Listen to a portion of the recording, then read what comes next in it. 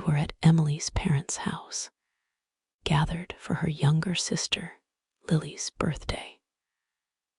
I'm not big on these family get-togethers where everyone puts on a cheerful mask, pretending life's perfect for a few hours.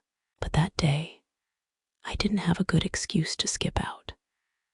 So there I was, parked on the back patio, surrounded by the smell of overcooked burgers, lukewarm soda, and kids shrieking as they darted around the picnic tables.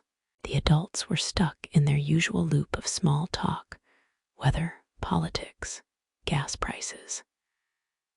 Emily, though, wasn't herself. She was quieter than usual, leaning in close to whisper with her sister's husband, Jake, Lily's spouse. Every so often, she'd glance at her phone, like she was waiting for a message from another universe. At first, I brushed it off. But when her phone buzzed again, and she slipped away from the table with a barely hidden smirk, something snapped. I got up, muttering about needing the bathroom, and followed her. I found her in the kitchen, her back to the dining room, phone raised, fingers flying across the screen like she was racing against time. I leaned against the doorway, silent, watching. When she finished typing, she let out a soft laugh, staring at the screen like it held her whole world. Then came a faint curse under her breath, right before she turned and saw me standing there. I don't know what my face looked like, but she forced a weak smile and said, "Out of soda already?" I didn't answer. I just held out my hand. "Your phone." She played dumb at first, then got defensive, crossing her arms. "What's your deal? Since when do we check each other's phones?" she asked, like that was the real issue. "Since you snuck off like you're hiding something," I shot back. "Hand it over, Emily." She gave it to me, but not before locking it, which lit a fuse in me. "Are you serious?" I said, my voice low but sharp. "You don't trust me," she replied, but her eyes wouldn't meet mine, and that told me more than any words could. "Emily, who the hell were you texting?" I asked, already dreading the answer. She took a deep breath, looked down, and said something I never expected. It was a mistake. It wasn't meant for Jake. My brain stalled for a moment, processing. Then it hit me. Jake, my sister-in-law's husband, her sister's husband. She didn't say anything else, just stared at me like I was the one doing something wrong.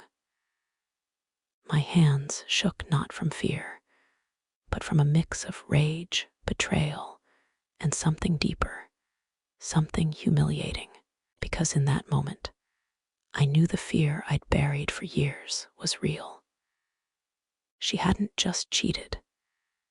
She'd done it with someone in the family, someone who'd sat in my living room, watched games with me, called me buddy, with a grin that now felt like a lie. Back in the dining room, the air felt heavier, like everyone knew something I'd just learned. Emily trailed behind me, her steps slow, like she was dragging her feet through mud. I sat back in my chair, staring at the half-eaten potato salad on my plate, and looked at her with undisguised disgust. She sat beside me, resting a hand on my knee like she still had any claim to me. I didn't say a word, didn't push her hand away. My eyes were locked on Jake, laughing with Lily, holding a glass of wine like he didn't have a care in the world. That sight burned in my gut. I wanted to smash his face right there, but I wasn't going to give this family a show. Emily, sensing my thoughts, whispered, "Not here, please." I spent the rest of the afternoon in silence, giving one-word answers to questions, forcing fake smiles when someone spoke to me, sipping soda without tasting it. Emily kept trying to hold my hand or whisper something, but I ignored her, my focus on Jake. I studied his every move when he stood, when he touched Lily's arm, when he glanced our way. He didn't seem nervous, and that pissed me off even more. The ease with which he played normal, like nothing mattered, made my skin crawl. I thought about all the times we'd hung out, the night he crashed at our place after a late game, the way he'd thank me for lending him tools. It was all a mockery, and I'd been the clueless fool the whole time. When it got dark and someone mentioned cutting the cake, I told Emily I was stepping out to the car to check a work call. She tried to say something, but I raised a hand without looking at her. 10 minutes, then we're gone. I didn't plan to wait. I sat in the driver's seat, door open, lit a stale cigarette from the glove compartment, and pulled out my phone. I went straight to Emily's WhatsApp. She'd changed her password a while back, but she didn't know I'd noticed she used the same one for our streaming apps. It took me less than a minute to get in. The messages with Jake were buried in her archived chats, like she knew I'd come looking eventually. What I read didn't shock me, but it hurt. Badly. Messages like, "Tonight felt like you were all mine," or "Tell him you're working late and come over." There were photos too. I didn't need to see them all, one was enough. Her in our bed, with a look she hadn't given me in years, not even in our best moments. I closed the chat, didn't delete anything, but took screenshots. Not because I needed proof for myself, but because I wasn't going to let this slide. I didn't know how I'd use them, but I wasn't staying quiet. Emily came out 10 minutes later, pale and visibly shaken. She got in the car without a word. I started the engine, and we drove home in silence. It was uncomfortable for her. I could tell from the way she fidgeted, checking her phone, staring out the window. I was calm, not because I wasn't furious, but because I was already planning what came next. When we got home, I parked and walked inside without waiting for her. I poured myself a bourbon and sat in the living room. She came in a moment later, hovering in the doorway like she needed permission to speak. "It wasn't planned," she said, as if that mattered. "It started a few months ago. It was weird. He felt bad too. It wasn't just physical." I let out a dry laugh, no humor in it. "What, you want a medal for falling for my sister's husband?" She closed her eyes, swallowing hard. "I didn't fall for him. It was a mistake, something that shouldn't have happened." "But it did," I said, "multiple times." She hesitated, then nodded. In our bed, she looked down, silent, but that was answer enough. I showed her the photo. "Delete this, and I swear I'll drag you to your parents' house and make you tell them everything in front of Lily. Your choice." "Are you going to tell her?" she asked, and the question made me sick. That was her worry. Not our marriage, not the betrayal, just the fallout. I'll do what feels right, I said.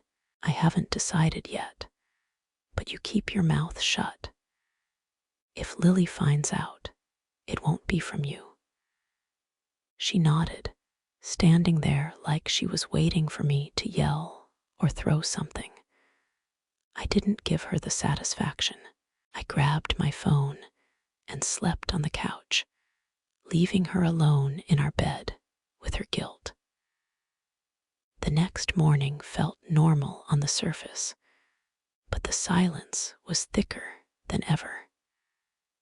Emily was up before me, probably to avoid running into me. I woke up with a stiff neck from the couch and checked my phone to make sure the screenshots were still there. Ideal response. Emily had made coffee, but not for me. Her mug, white with a blue rim, the one she'd used since we moved in together, was already filled, and she sipped it while reading the paper, avoiding my eyes. The message was clear. She wasn't going to apologize or start a conversation, so I spoke first. You seeing her today? She didn't look up. Lily, I wasn't planning to do it, I said. Alone. She finally met my gaze. Are you going to tell her something? I took a sip of yesterday's cold coffee. Not yet, but I will. I want to see if you've got enough decency to end this before I do. I'm not with him, she said, and I laughed, the sound echoing in the quiet kitchen. Since when? Last night, since I caught you. She didn't answer, just tossed the paper on the table and walked out. I followed her into the living room. What happens if Lily finds out from someone else? You want that scene? Want me to do it in front of the kids too? Her face tightened, eyes glossy. Don't make this harder. I stepped closer. Harder for who? For you, because you slept with your sister's husband, or for me, who has to look at our kids knowing this house is a lie. For the first time, I saw fear in her eyes, not for me, but for the collapse coming her way. She bolted to the bathroom without another word. That afternoon, Emily dressed up nicer than usual, like she was heading to a job interview. Hair tied back, big purse, the works. She asked if I needed anything from the store. I said no, not looking at her. At 3:20, she left.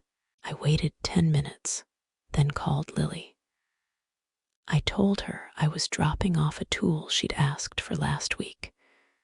I didn't have one, but that wasn't the point. She said she'd be home alone. Jake was out running errands. Perfect. When I got to her place, Lily greeted me with her usual easy smile. She's always been more laid back than Emily, less high-strung. She offered me coffee, and we sat at her dining table. I didn't know how to start, but I couldn't wait. Lily, I need to ask you something, and I need you to be honest. Her face shifted instantly. Sure, what's up? Have you noticed anything off between Emily and Jake lately? She looked surprised, then uneasy. Off like how? Don't make me spell it out. Off in the obvious way. Have you seen anything? She set her mug down carefully, her expression serious. Why are you asking this? Because Emily admitted it yesterday. They've been having an affair. I don't know if it's still going on, but I need to know if you suspected anything, or if this is news to you. Lily didn't speak for a long moment. Her lips pressed tight, her eyes locked on mine. Then she said, "I had a feeling, but I didn't want to believe it. I didn't want to think Emily could do that to me, or that Jake could." She stopped. "I swear, I never saw anything solid, but I sensed it." That hit harder than I expected, not because she lied, but because someone else knew and did nothing. "And you didn't say anything. What was I supposed to do? Cause a scene with no proof? Would you have believed me if I'd come to you with just a hunch?" "I don't know, Lily, but I wouldn't have found out like this." I stood, unable to stay longer. I felt betrayed by both of them now, and by her silence. "You going to confront him?"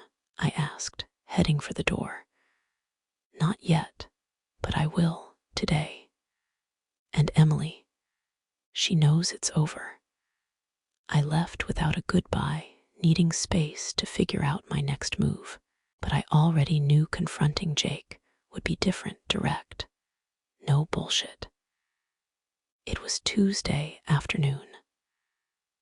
I knew Jake worked at a small accounting firm downtown, one of those places with a perpetually broken coffee machine and stacks of paper everywhere. I went straight there, no call, no text.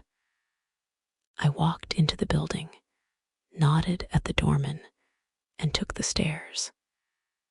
His office door was open, and he was alone, hunched over his computer. When he saw me, he smiled like we were pals, like nothing had happened. "Got a sec?" I asked, no greeting. He stood, hesitant. "Yeah, sure. Something wrong?" I shut the door and stood across from his desk. "Yeah, you and Emily. That's what's wrong." His smile vanished, replaced by a mix of guilt and fear.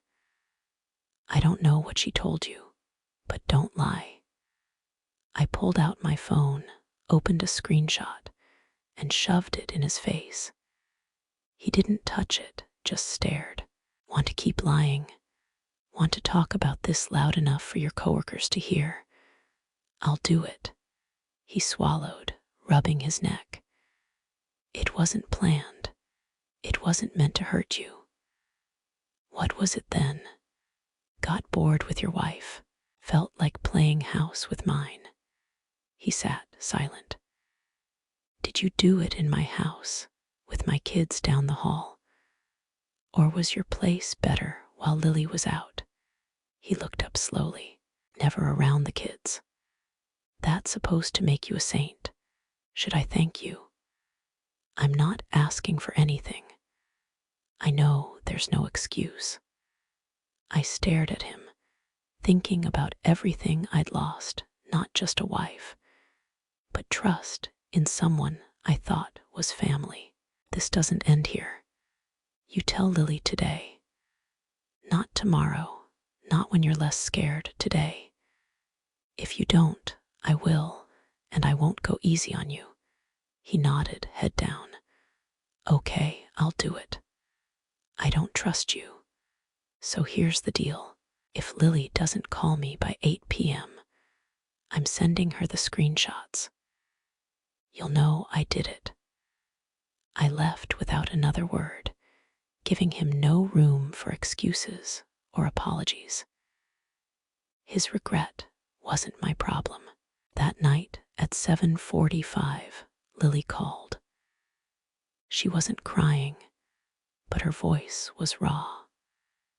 She said Jake had confessed everything, didn't deny it, didn't even apologize, just admitted it, and sat there while she told him to get out.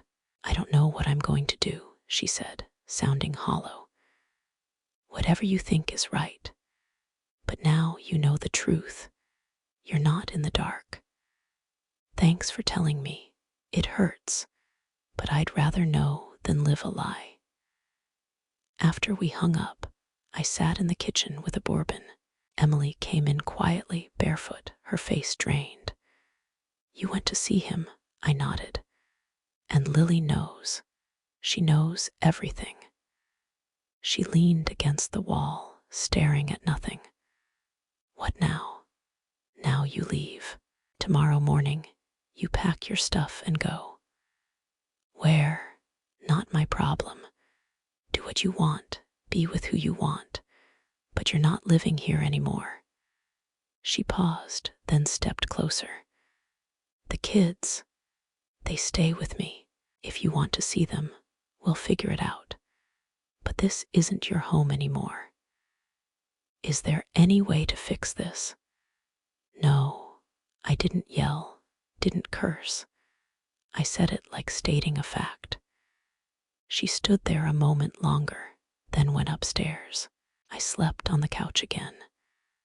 But this time it felt like something had ended for good, not just a betrayal, but a chapter. Emily started packing early the next day. No noise, no tears, no begging for another chance. That, more than anything, confirmed it was over. When someone fights, when they plead, it means there's something left to save. She didn't. She just packed, left a note on the table, and walked out without looking back. The note was short, scribbled on a folded piece of paper. I'm sorry for everything. I won't bother you again. If you need me to talk to the kids, let me know. No signature, no real effort to fix anything. The lack of emotion, of fight, told me she'd checked out long before I knew. I tossed the note in the trash, not out of anger, but because it meant nothing. Everything had already been said. That afternoon, I sat the kids down and told them Emily was gone. At first, I kept it vague, saying things hadn't been good for a while and we'd decided to split. My youngest, Mia, stared at her plate, silent. My son, Ethan, asked where his mom went. I said she was staying with her Aunt Lily for now, which was true, at least for the moment. After dinner, I called them into the living room, shut the door, and sat with them on the couch. I told them the truth, not every detail, but enough. I said their mom had been involved with someone else, someone close to the family, and that's what broke us. Ethan asked who. I couldn't lie. Jake. Mia started crying immediately. Ethan froze. Aunt Lily's husband, I nodded. Yeah, she knows now too. They're done. No one spoke for a while. Then Ethan got up and locked himself in his room. Mia stayed, hugging me without a word. That week, I kept to myself. I didn't want to see anyone, explain anything, or hear empty advice.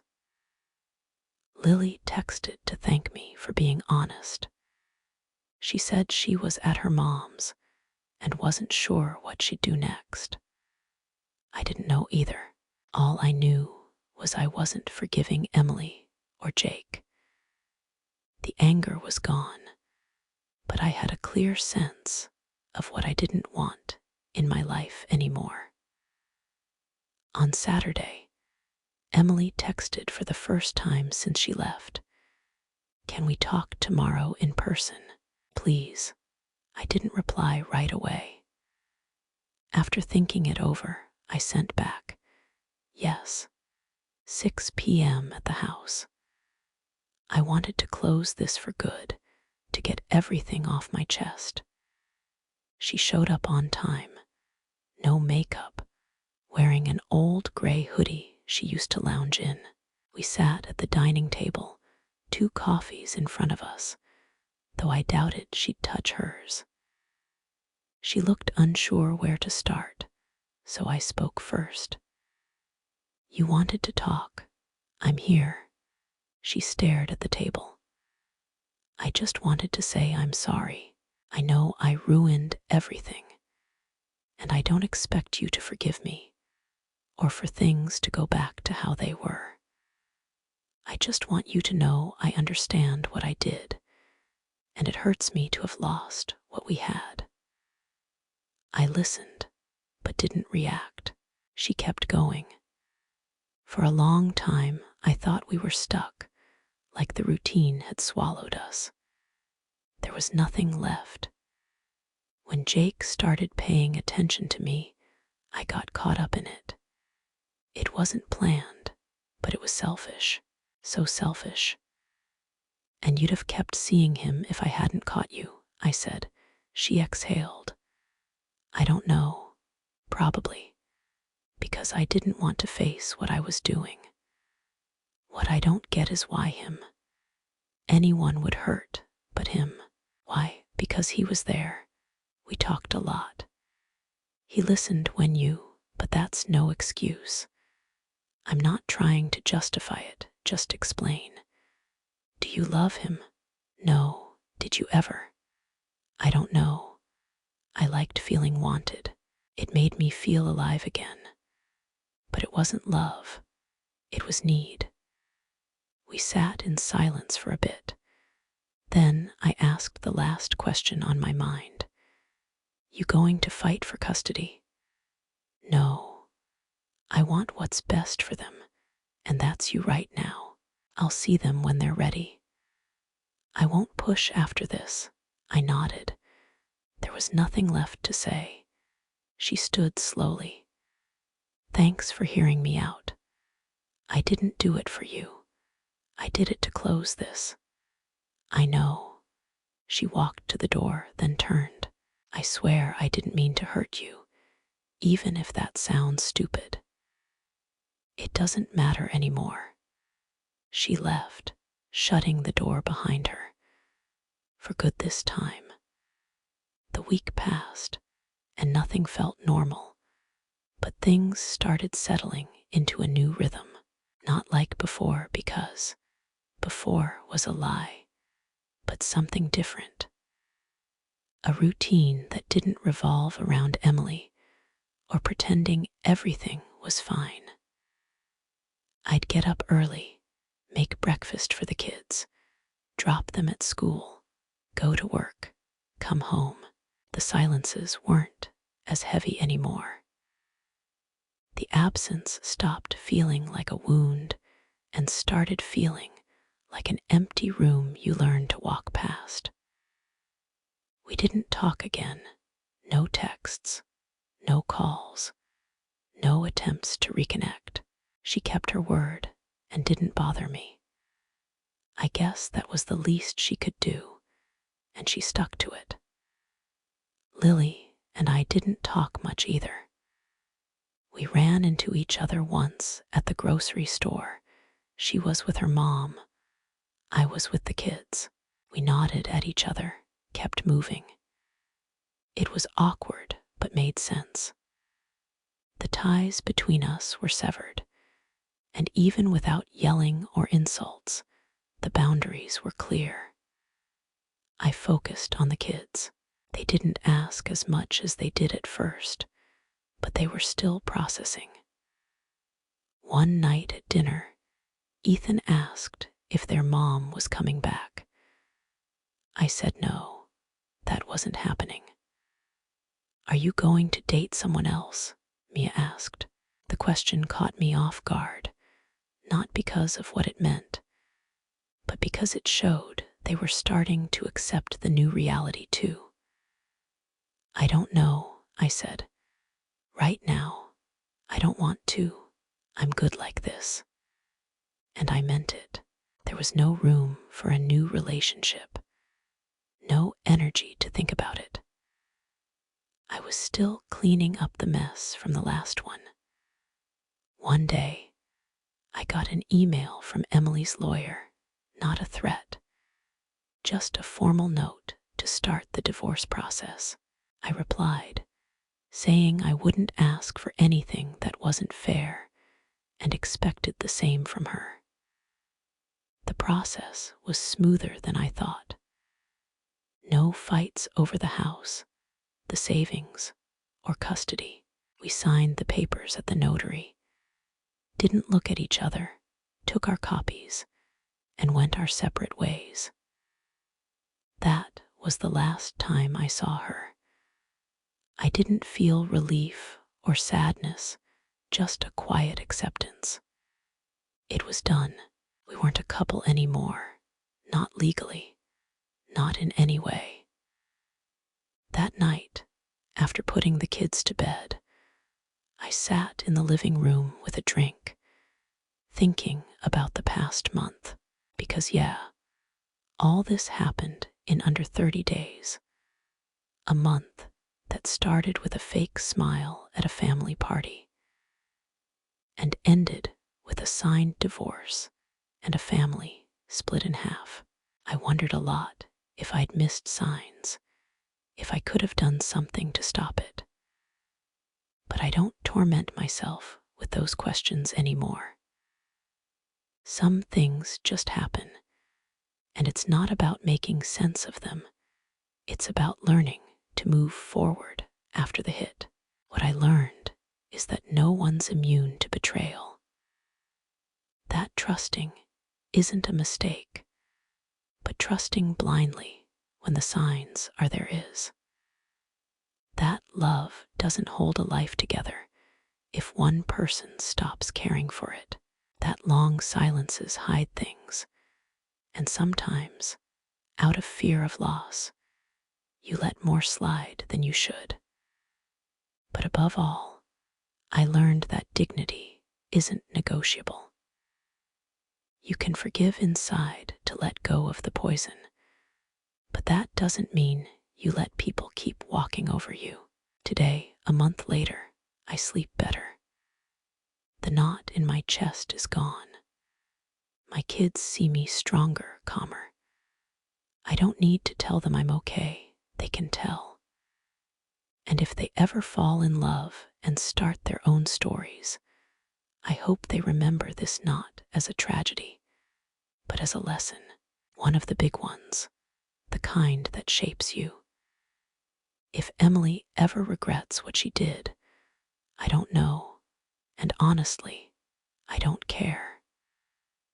I'm not the same guy who started this mess, and that, even though I didn't ask for it, is the best thing her betrayal left me.